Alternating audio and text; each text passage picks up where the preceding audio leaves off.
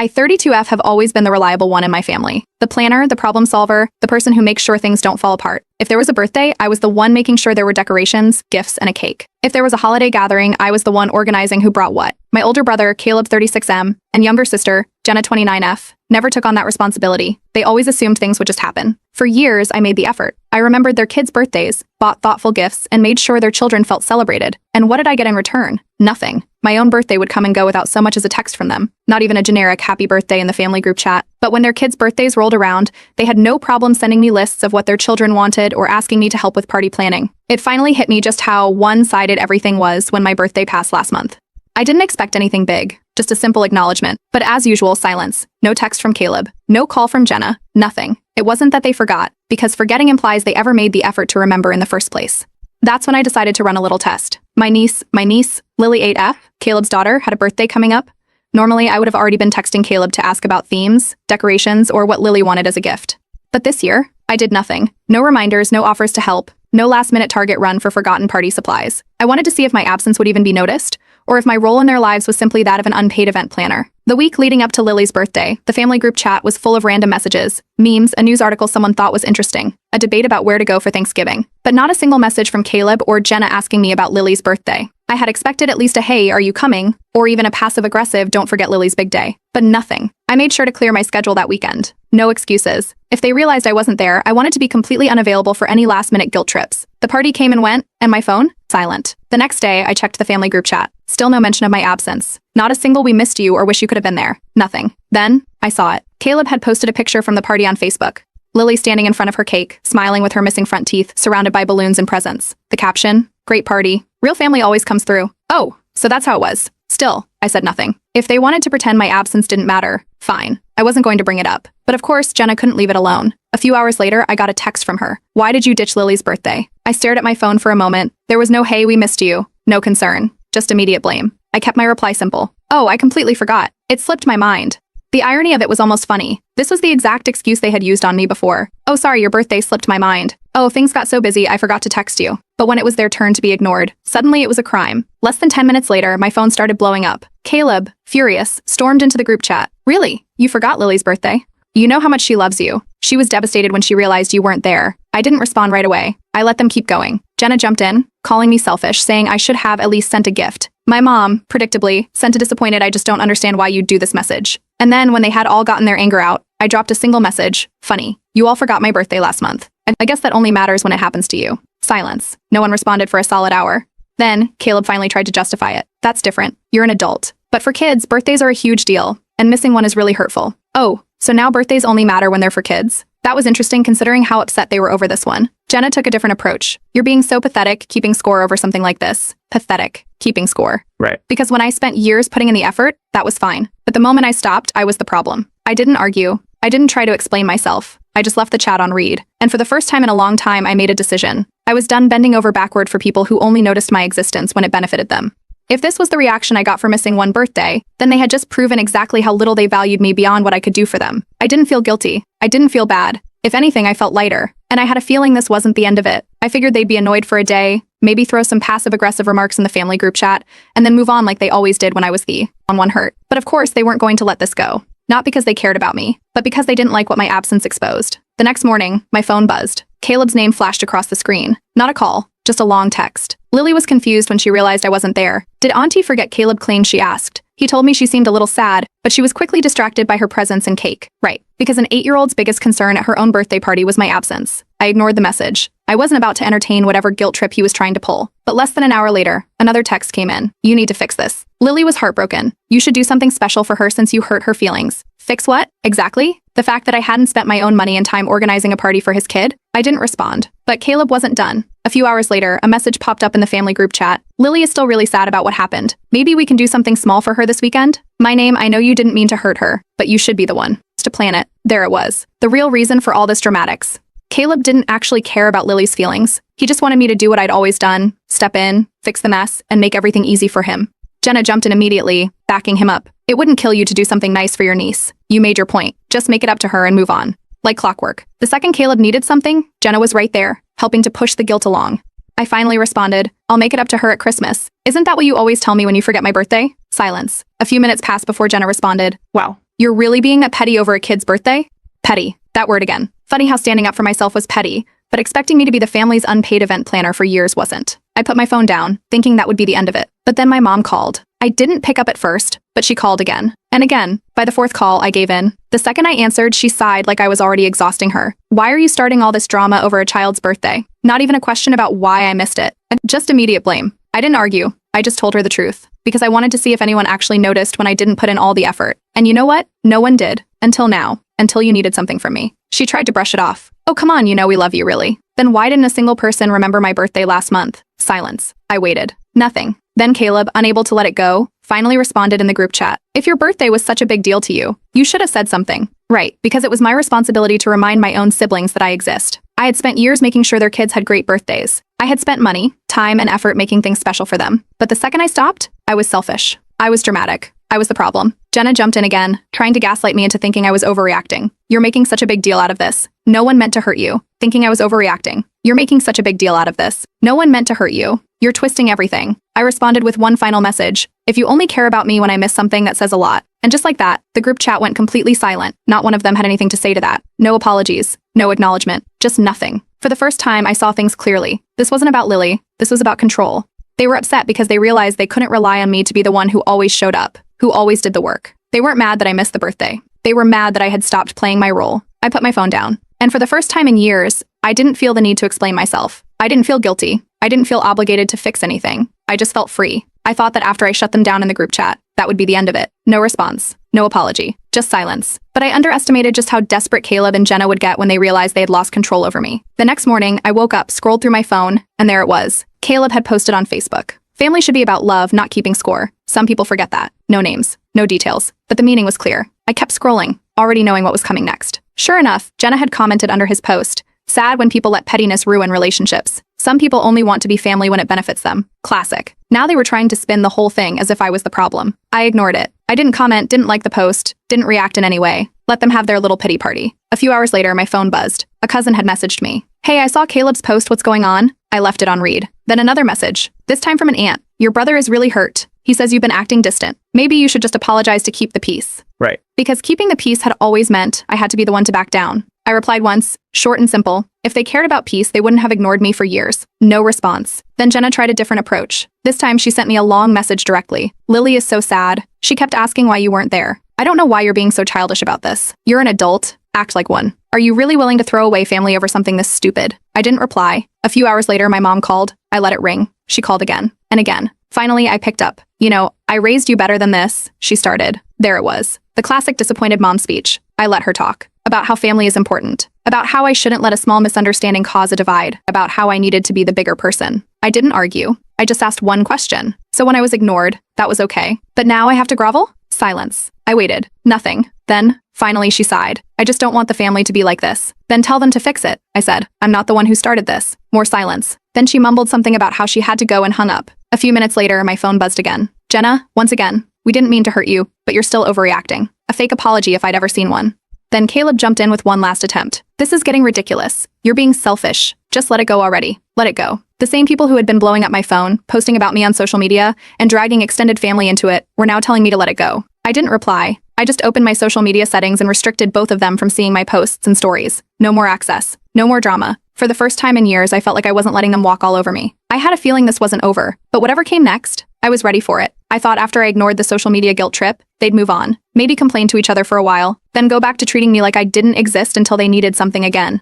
But I underestimated how determined they were to pull me back in. 2 days after I restricted them on social media, my mom called. Not a casual check-in, not another guilt trip. This time it was a demand. We all need to clear the air. Come over for dinner. Not a request. A command. It didn't take a genius to see where this was going. Caleb and Jenna weren't getting the reaction they wanted out of me, so now they were using mom to set up a face-to-face ambush. I almost declined. Almost. But a part of me wanted to see just how far they'd take this. So I agreed. The second I walked into my mom's house, it was obvious what this really was. Caleb and Jenna were already there, sitting side by side on the couch, arms crossed. Neither of them said a word as I walked in, but the tension was thick. Mom was in the kitchen, setting the table, pretending like this was a normal family dinner. I sat down. No one touched their food. No small talk. No casual conversation. Just silence until Mom finally spoke. This family is falling apart because of one misunderstanding. There it was. The script.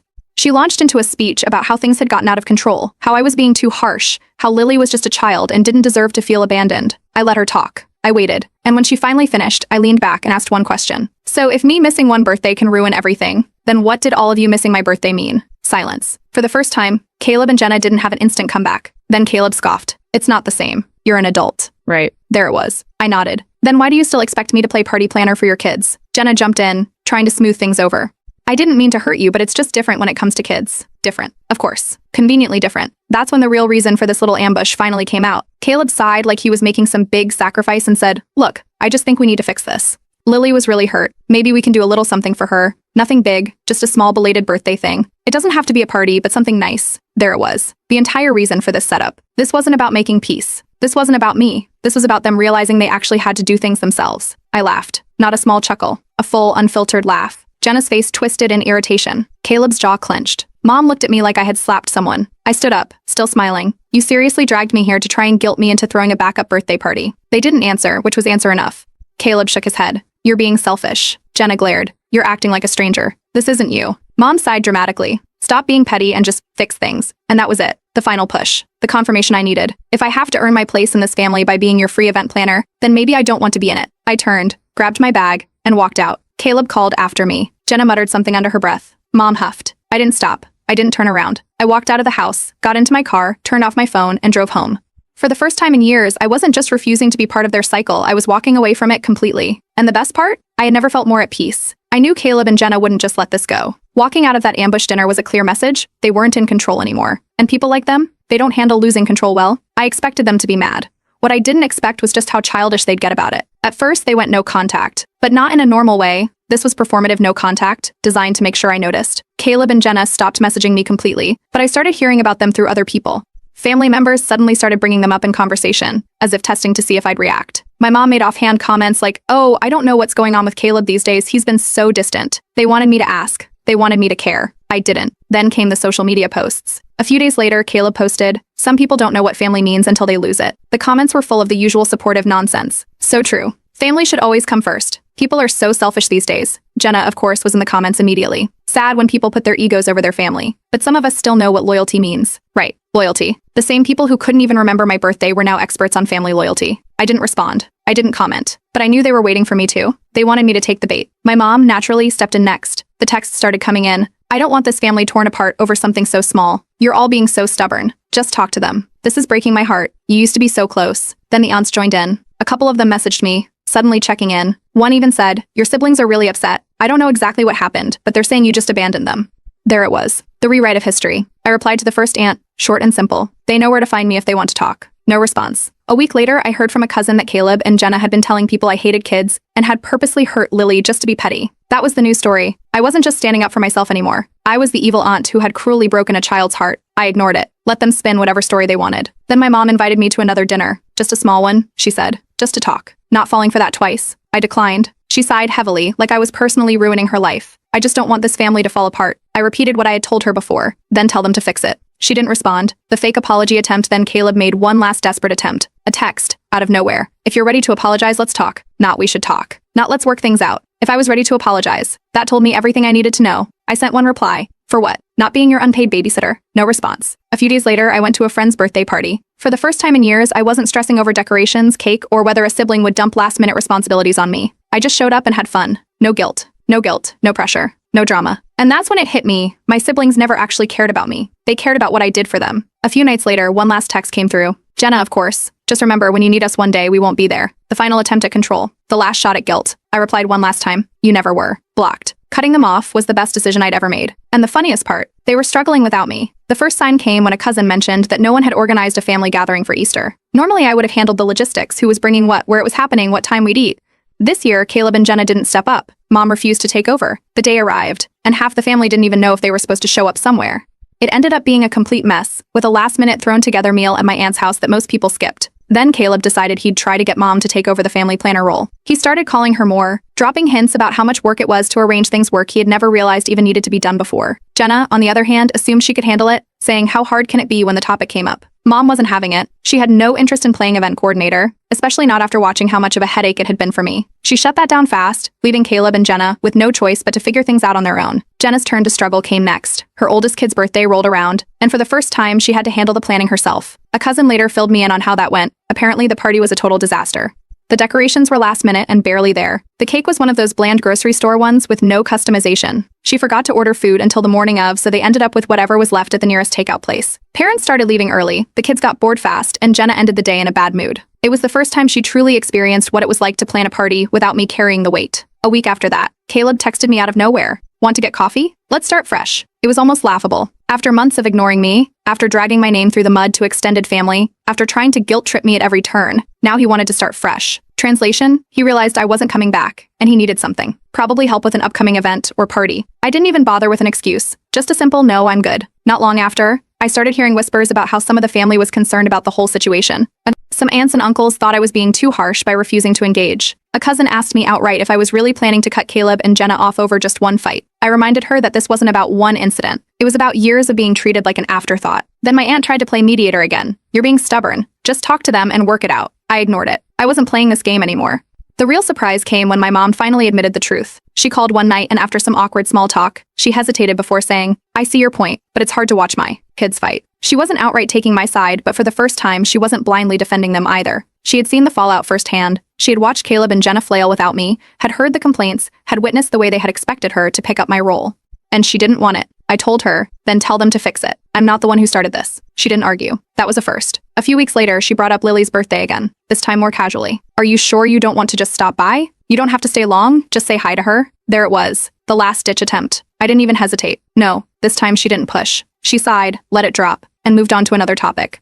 It was the first real sign that she was finally accepting things as they were. Caleb and Jenna didn't reach out again. Not once. The silence was loud. They hadn't wanted me back in their lives. They had wanted what I could do for them. The moment they realized I wasn't going to play my old role, they stopped trying altogether. For the first time, I felt free. No obligations, no last-minute family expectations, no resentment over constantly being taken for granted. I saw family in a new way now. It wasn't about obligation. It wasn't about giving endlessly just because we shared blood. It was about effort, mutual effort. And Caleb and Jenna had shown exactly how little they cared the second I stopped being useful. They had every opportunity to fix things. They just didn't want to put in the work. I wasn't going to chase them. If they ever did reach out again, it would be on my terms. A few months had passed since I cut off Caleb and Jenna, and my life had never been more peaceful. No last-minute party planning, no passive-aggressive guilt trips, no sudden requests to fix problems that weren't mine to begin with, just complete silence. Then, Thanksgiving rolled around. For years, I had been the one who organized the big family Thanksgiving dinner. I coordinated the guest list, assigned dishes, reminded everyone what they needed to bring, and made sure everything ran smoothly. Without me, it was only a matter of time before things started falling apart. I stayed quiet. I didn't bring up Thanksgiving, didn't ask if plans had been made, didn't so much as acknowledge that it was coming up. I wanted to see how long it would take before the panic set in. A week before Thanksgiving, my mom texted me, "Are you coming to Thanksgiving? No one has planned anything." There it was. I replied with a simple, "I wasn't invited." She followed up quickly, "Well, I just assumed you'd come. You always handle everything." I told her, "Then I guess someone else needs to step up." And then I waited. 2 days before Thanksgiving, Caleb and Jenna finally realized what was happening. With no one in charge, there was no venue, no organized menu, and no structure. Some people assumed the dinner was happening at Caleb's house, while others thought mom was hosting. Meanwhile, Jenna had volunteered to bring dessert but hadn't actually planned anything beyond that.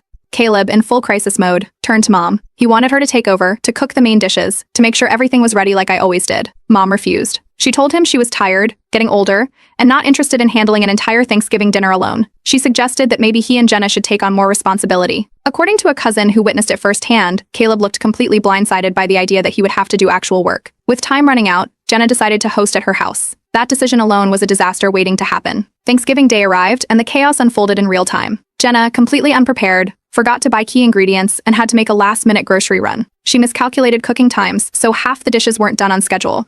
She burned the rolls, undercooked the turkey, and ended up making a store-bought pumpkin pie, the only edible dessert. Guests started showing up, expecting a full Thanksgiving spread, only to find that dinner was nowhere near ready. The house wasn't decorated, the food situation was a mess, and people were standing around awkwardly, whispering about how unorganized it all was. At one point, an uncle asked, "Didn't my name usually handle this?" That's when things started to unravel completely. Realizing the disaster unfolding, Caleb did exactly what I expected. He called me. The second his name popped up on my phone, I knew why he was reaching out. "If you're not busy, can you just come help? It's for mom." I didn't even hesitate. "Oh, I completely forgot." It slipped my mind. The same excuse they always gave me when they forgot my birthday. He paused, clearly not expecting that response.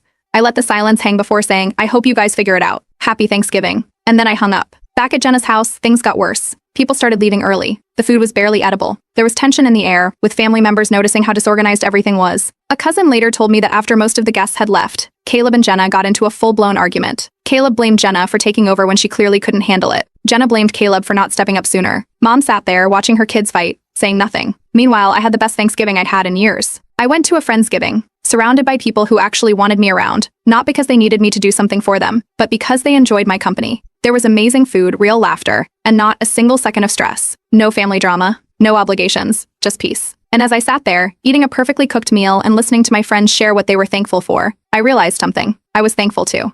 Thankful that I had finally broken free from a family that only valued me for what I could do for them. And thankful that, for once, I wasn't the one cleaning up their mess. After the Thanksgiving disaster, Caleb and Jenna finally had to face reality. Without me around, they actually had to do things themselves. And instead of stepping up, learning from their mistakes, and growing into responsible adults, they did what they always did. They made me the villain. A few days after Thanksgiving, Caleb took to Facebook. Some people think they're better than family. Funny how quick they forget who was always there for them. The comments section filled up fast with the usual sympathy from people who had no idea what was really going on. Family should always come first. People are so selfish these days. Real ones never forget where they came from.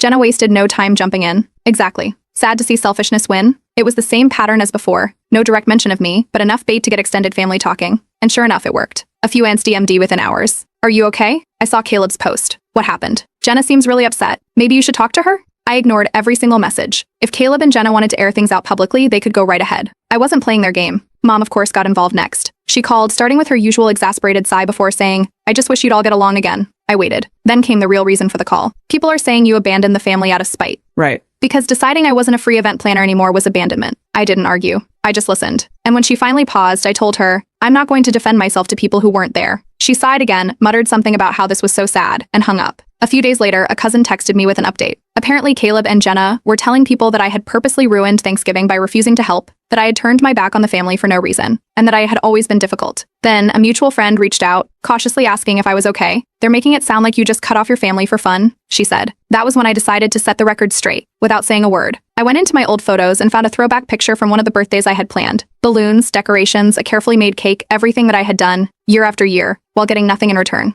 I posted it with a simple caption, crazy how much effort I put into people who never appreciated it. That was all. No rant, no direct call out. Just a reminder of the years of work I had done, the very work they were now trying to erase. The reaction was instant. Extended family started finally putting two and two together. A few even commented things like, wait, weren't you the one who always planned everything? Someone replied, I thought she was the one who did all the kids' birthdays. The comments kept rolling in and Caleb and Jenna noticed. They tried to do damage control, replying with vague responses about how it's not about the past, it's about what's happening now, and we all make sacrifices for family. But they couldn't argue with the proof. The pictures were there, the reality was there, and they had nothing to stand on. Mom called again. This time, she didn't sound exasperated. She just sounded tired. I just wish they'd realize how much you did for them. I told her maybe they will, but that's not my job anymore. And for the first time, she didn't argue. After that, more people started quietly taking my side.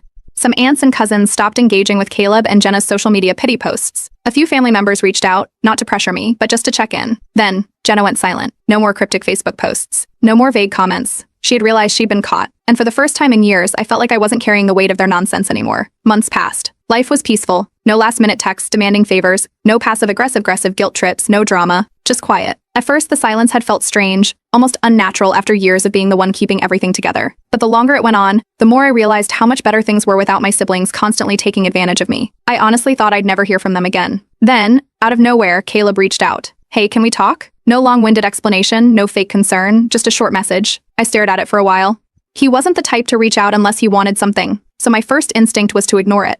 But curiosity got the better of me. I finally responded, keeping it short. What for? Just talk. In person. Against my better judgment, I agreed to meet him at a coffee shop. Not because I expected anything meaningful, but because I wanted to hear what excuse he was going to throw at me this time. When I walked in, Caleb was already there, stirring his drink, looking uncomfortable. He didn't launch into demands or accusations like before. Instead, he just blurted it out. I took you for granted. I see that now. That caught me off guard. Then he admitted the real reason he was reaching out. Jenna and I tried doing everything ourselves, and it's hard. He went on about how they had struggled through the past few months. Birthdays, holidays, family gatherings, everything had been a disaster. Planning, organizing, keeping things running smoothly. None of it had come naturally to them. I didn't say anything. I just let him talk. Then he dropped something I never thought I'd hear. I should have remembered your birthday. Out of all the things he could have said, that was the one that truly shocked me. Apparently, Mom had finally told him the truth. How I had been the one holding everything together for years. How I had quietly done everything while they took it for granted. How it had never been my job to carry them. And for the first time, he actually listened. He hesitated before continuing. Jenna's struggling. She thought it'd be easy, but it's not. That didn't surprise me. The moment she realized how much effort went into everything, she probably panicked.